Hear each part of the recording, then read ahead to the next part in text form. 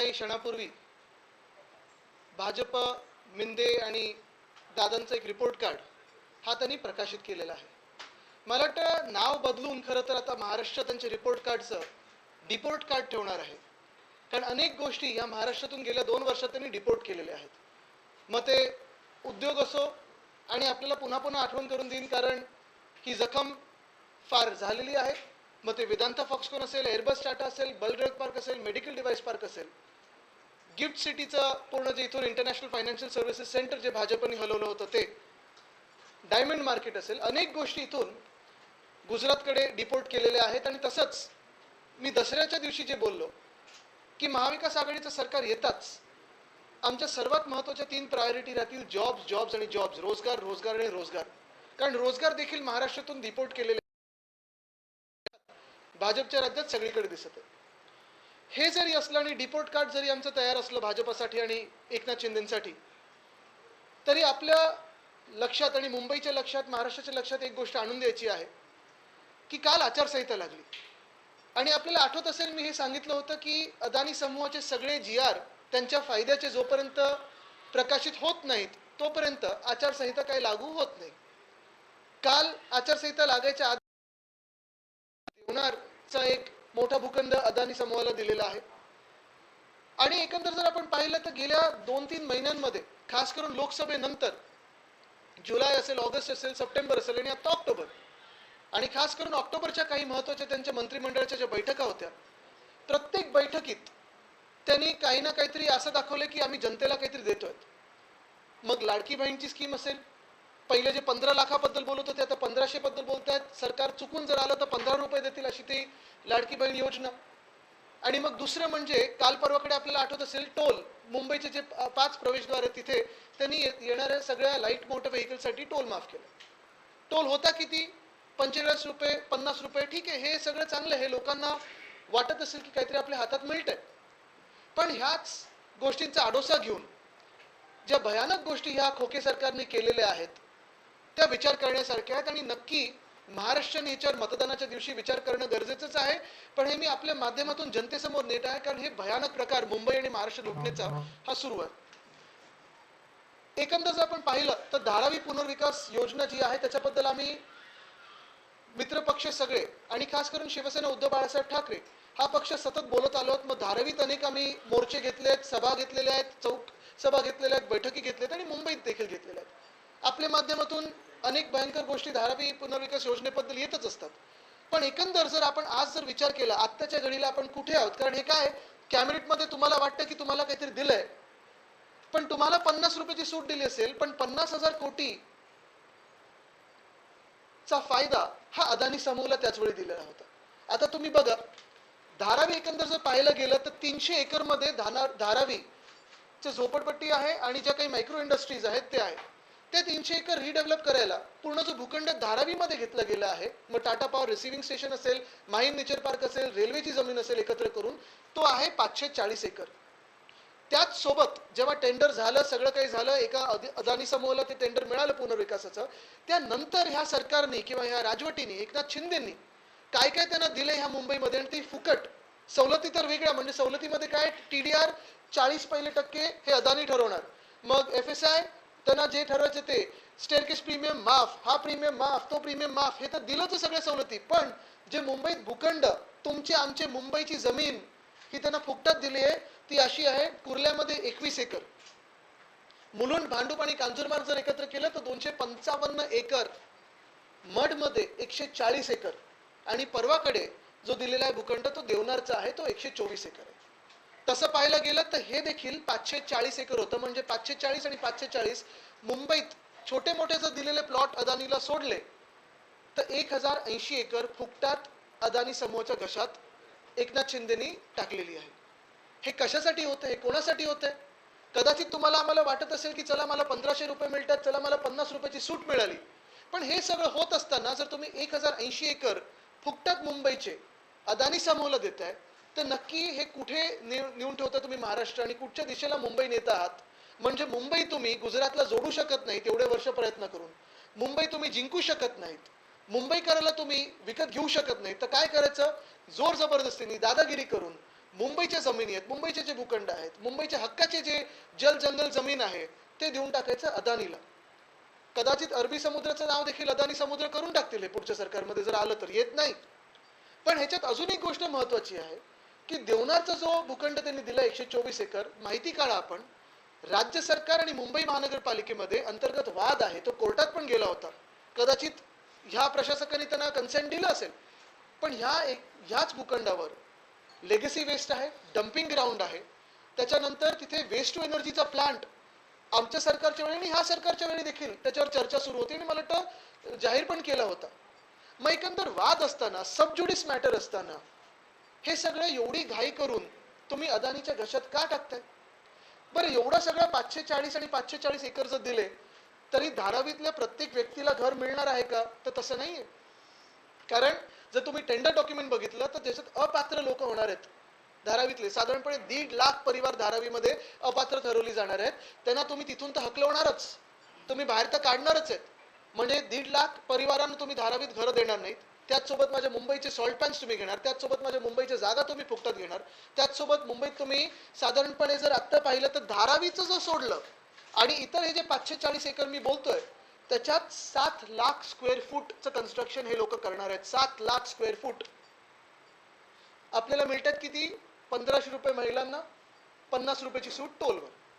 म्हणजे एका बाजूला आपल्याला काहीतरी फसवायचं आणि दुसऱ्या बाजूला काम करायचं अदानीसाठी. म्हणजे तुम्ही बघा ना आता जे मुंबईत झालेलं आहे, मध्यंतरी माझ्या कानावर बातमी आली होती की उत्तर प्रदेशमध्ये काही ठिकाणी भाजपाने साईबाबांना विरोध केला होता, त्यांच्या मूर्त्या झाकल्या होत्या, कारण ते काय म्हणाले होते, सबका मालिक एक है. भाजपचा याला विरोध आहे, ते बोलतात सबका मालिक अदानी आहे. एकनाथ शिंदेचा याला विरोध आहे, ते म्हणतात सबका मालिक अदानी आहे.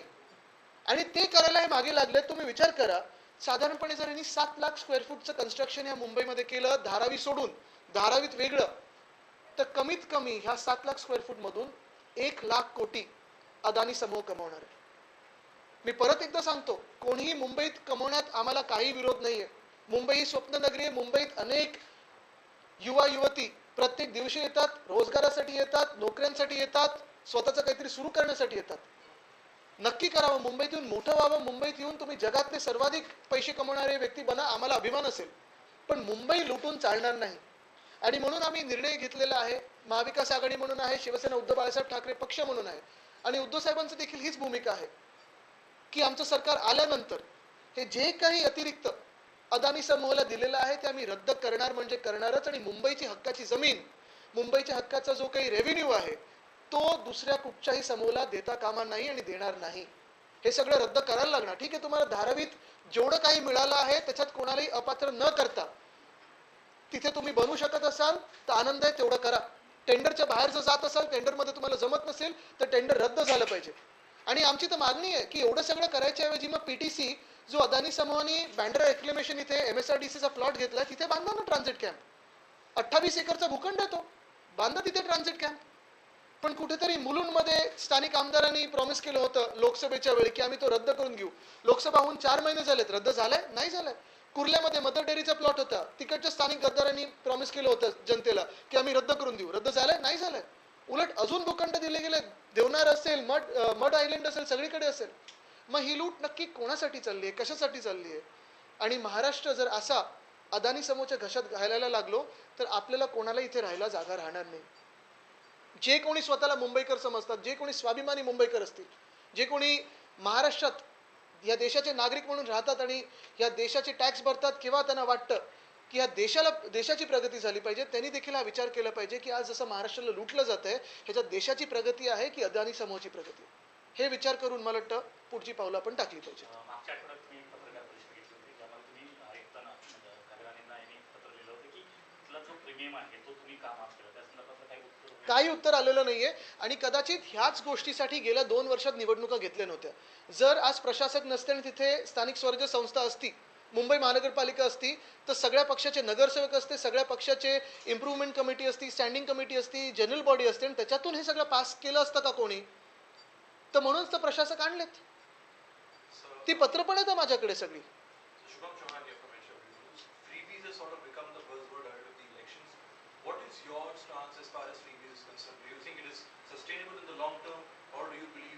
If all the contracts given to Eknath Shinde's favorite contractors are cancelled, then a welfare state is 100% possible. I would classify it as a welfare state more than a freebie.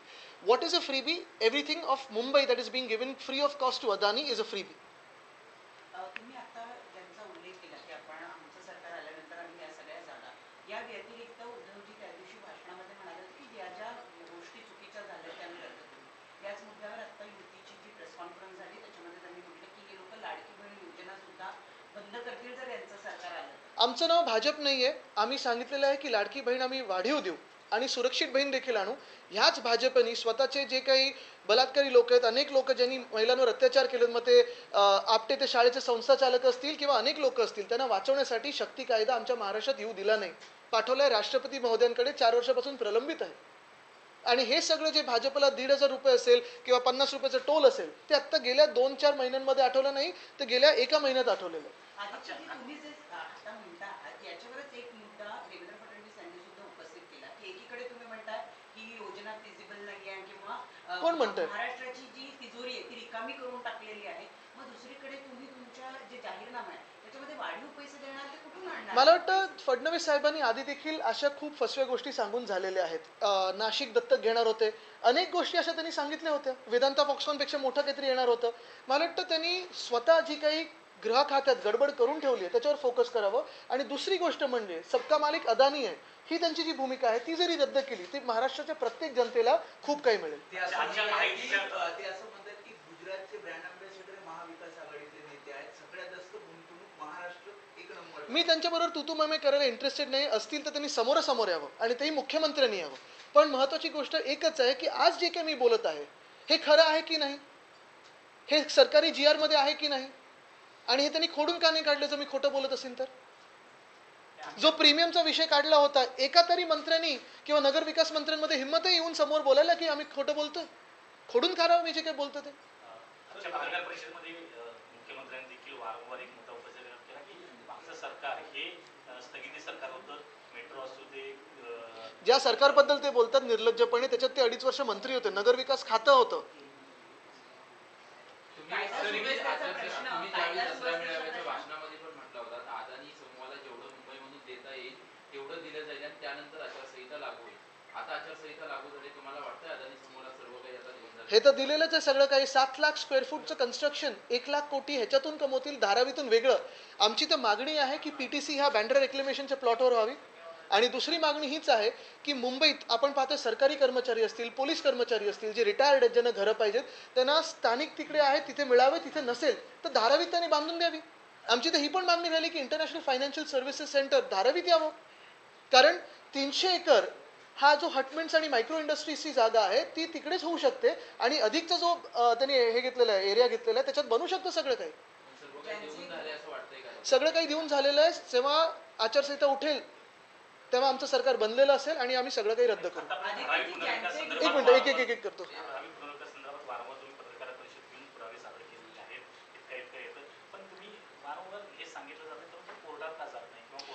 कारण आता जाऊ दे, त्या विषयावर मला जास्ती बोलायचं नाही. आता आम्ही पण 2 वर्ष कोर्टात आहोत.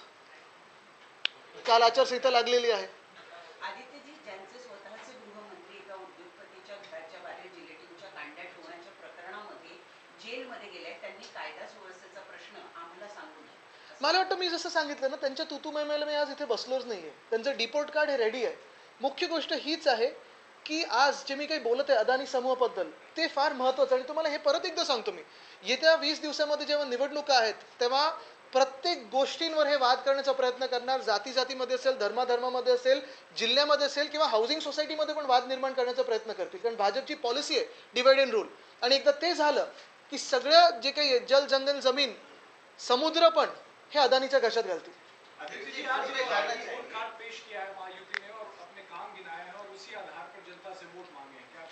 उनका रिपोर्ट कार्ड नहीं, उनका अभी डिपोर्टेशन का कार्ड तैयार हो गया है. क्योंकि आपको पता है 2-3 चीज़ें इसमें है. एक तो जनता उनको डिपोर्ट करेगी क्योंकि पिछले 2 साल में जब से उन्होंने सरकार बनाई है, एक तो इलीगल सरकार बनाई है.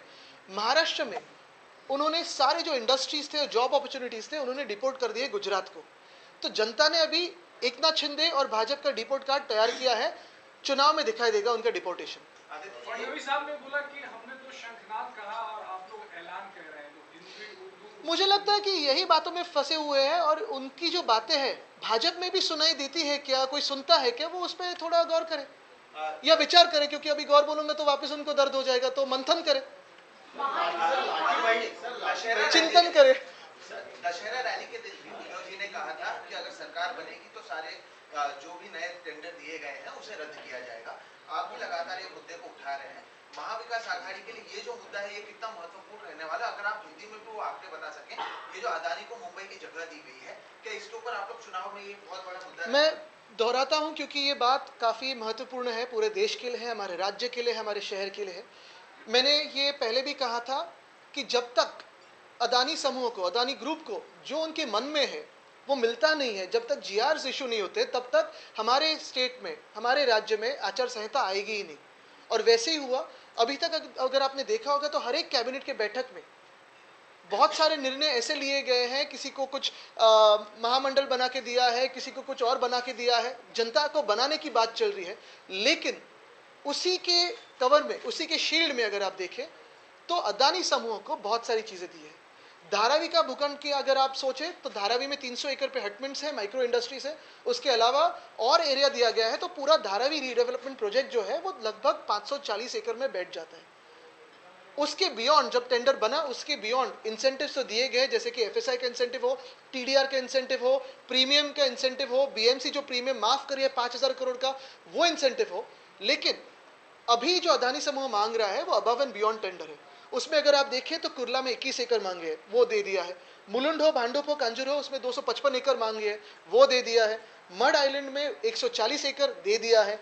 देवनार में 124 एकड़ जो सबजुडिस है, जो मामला कलेक्टर और बीएमसी का डिस्प्यूट है, वो भी बिना पूछे दे दिया है। यानी अगर आप देखें तो इसमें भाजपा हो, एकनाथ शिंदे हो, उनकी भूमिका एक ही है, सबका मालिक अदानी। साईं बाबा कहते थे सबका मालिक एक है, वैसे ही बीजेपी और एकनाथ शिंदे जो कभी कभी साईं बाबा का विरोध करते हैं, किसी राज्य में विरोध किया है भाजपा ने, उन्होंने कहा है कि सबका मालिक अदानी है। धारावी के 540 एकड़ और ये जो अन्य मुंबई के 540 एकड़ अगर आप एक साथ करें तो 1080 एकड़, इतनी सारी जगह फ्री ऑफ कॉस्ट अदानी को दे दिए। क्यों? ताकि धारावी में रीडेवलपमेंट हो, और उसी धारावी में लगभग 1.5 लाख फैमिलीज को ये इनएलिजिबल ठहराएंगे, उनको घर नहीं देंगे, उनको बाहर किसी दूसरे, एक तो हाउसिंग में जाओ या फिर हम जो बना रहे हैं वहाँ रेंटल पे आओ या फिर वहाँ कंस्ट्रक्शन कॉस्ट पे खरीदो। अच्छा, बात ये होती है कि 540 एकड़ जो धारावी की सेवा दिए हैं, अलग दिए हैं, उस 540 एकड़ में लगभग 7 लाख स्क्वायर फुट इतना कंस्ट्रक्शन हो सकता है, और उसी से 1 लाख करोड़ तक ये पैसे कमा सकते हैं। कोई पैसे कमाए, कोई बड़ा हो जाए, कोई दुनिया में सबसे अमीर बन जाए, कोई कुछ भी तरक्की करे, कोई हमें दिक्कत नहीं है, लेकिन मुंबई को लूट के नहीं होना चाहिए, और इसे हमारा विरोध है। हम यही बात कहना चाहते हैं कि जब हमारी सरकार बनेगी 1 महीने में, तो ये सारे जो incentives above end beyond tender है वो तो हम कैंसिल करेंगे। आरटीआय में ये पता चला कॉन्ट्रॅक्ट रद्द करायचं बोलते आपण, पण मात्र ज्यांना कॉन्ट्रॅक्ट दिले त्यांना 10% रक्कम देखील दिली जाते। ज्यावेळी रस्ते काँक्रिटीकरणाचा ज्यावेळी आपण ॲडव्हान्स मोबिलायझेशन, आपल्याला आठवत असेल मी जो 16,000 कोटीचा टेंडर बद्दल बोललो, त्यांना कोर्टात एमएमआरडीला मान्य करायला लागलं आणि 20 दिवसाचे 60 दिवस करायला लागले। दुसरा कॉन्ट्रॅक्ट जो दिलाय त्यांनी सेंट लुशिया मधली बँक, जरा माहिती काढा त्या बँकला आरबीआयची मान्यता प्राप्त आहे का?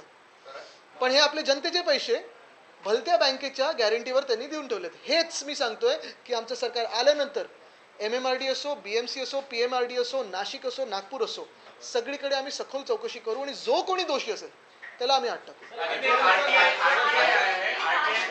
आपकी सरकार थी तब कई ऐसे प्रोजेक्ट जिसको आपकी तरफ से मंजूरी नहीं मिली थी, जिसके बाद हमने सारी चीजों को गुजरात शिफ्ट किया है, और उनका ये भी कहना है कि यहाँ पर मुंबई में जितना भी विकास हुआ है वो हमारी सरकार ने किया है, विकास की अघाड़ी सरकार से लूटने का काम किया है। तो इस सरकार को भी हमारी मान्यता नहीं है, तो क्या ये सरकार भी गुजरात शिफ्ट कर देंगे ये लोग?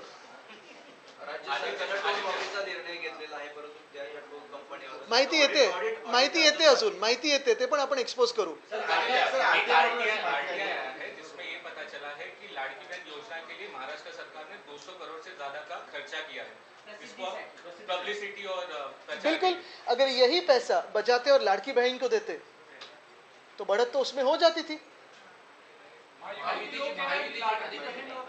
वो महाझूठी है, महायुति नहीं है। लाड़की बहन और मुंबई में जो टोल माफ किया गया है, इसका जवाब आप लोगों के पास नहीं है, इस वजह से आप लोगों पे हमला। और हमारे पास हम तो ये बहुत ही लाजवाब काम करते आए, क्योंकि ये इसका जवाब किसके पास है फिर?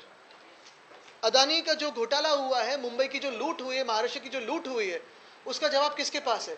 और अगर जवाब ही चाहिए तो आज भी मैं पूछता हूं इलीगल सीएम से, चलो बैठो, यहां मातोश्री में तो आ नहीं सकते वो, लेकिन जहां बुलाए चलो कहीं रास्ते पे बैठ जाते, हाईवे पे बैठ जाते, टोल नाके के ऊपर बैठ जाते और बहस करते। वो ये भी कह रहे हैं कि आप अडानी पे रोज रोज हमला करते हैं, लेकिन आपके इंडिया गाड़ी में नहीं, उनका तो मानना एक ही है ना, सबका मालिक अदानी है। तो ऐसे पार्टनर्स हैं जो उनके साथ महायुतीमध्ये महायुतीचं सरकार स्थापन करताना आम्ही मोठ्या मोठ्या गोष्टींचा त्याग केला, आमच्याकडे जास्त आमदार असून देखील आम्ही तुम्हाला मुख्यमंत्री पद दिलं, तर आता या विधानसभेला तुम्ही समजूतदारपणा दाखवा असं अमित शहा मुख्यमंत्र्यांना कालच्या बैठकीमध्ये. मला वाटतं हे त्यांचा अंतर्गत वाद आहे, त्यांच्याकडून मुख्यमंत्र्यांचा चेहरा कोण, कारण काही काही लोक लाडकी बहीणच्या समोर मुख्यमंत्री पण हल्ली लावत नाहीत, तर एकमेकांचे ते खरोखर लाडके आहेत का? आणि आता एवढी भांडण आहेत, तुम्ही बघा नंतर किती भांडणं होतील. ठीक आहे, मला वाटतं एक महत्त्वाचं परत एकदा मी सगळ्यांना हेच सांगतो की आपण पण हे जी काही लूट होते मुंबईची, त्रयस्थपणे विचार करावा, अभ्यास करावा, आणि खरोखर मुंबईकर म्हणून तुम्हाला, महाराष्ट्र म्हणून जे काही होतंय, या देशाचे नागरिक म्हणून तुम्हाला जे काही होतंय ते पटतंय का, ह्याच्यावर आपण विचार करावा. आदित्य, धन्यवाद. एक शेवटचा प्रश्न. तुम्ही हा जो अदानीचा मुद्दा घेतलेला आहे त्याच्या जर विरुद्ध बघितलं तर वर्सेस बघितलं तर देश लाडकी बहीण किंवा टोल मुक्त मुंबई आणि असे भरपूर पॉप्युलर मूव्ज आहेत, तर तुम्हाला काय वाटतं की किती रेझोनेट होईल? कारण मला वाटतं आपल्याला माहिती आहे टोलचा तर आता मागे निर्णय होणारच, आम्ही रद्द करणार म्हणजे फिरवणार नाही, जसं आहे तसं आहे, बरोबर आहे. पण दुसरी गोष्ट, लाडकी बहीणला आम्ही वाढीव देऊ, जो खर्च यांनी सगळा ॲडव्हर्टाईजमध्ये केला आहे, स्वतःचा चेहरा सगळीकडे पेश करण्यात केलेला आहे, तिथून असेल, यांचे लाडके कॉन्ट्रॅक्टर्स आहे, तिथून पैसा वळवता येईल. इथे आपण पाहतोय ही जी लूट चालली आहे, ही काही महिलांना 1,500 रुपये देण्यासाठी नाही चालली, ही काही टोल माफ केली म्हणून नाही चालली, ही लूट जी आहे, जे बँका हे रिकामं करतात, जे तिजोरे रिकामं करतायत, ती एवढ्यासाठीच चालली आहे कारण ह्यांचे जे आवडते कॉन्ट्रॅक्टर्स आहेत त्यांच्या खिशात पैसे जावे, ज्याच्यातून ह्यांचे खोके भरतात.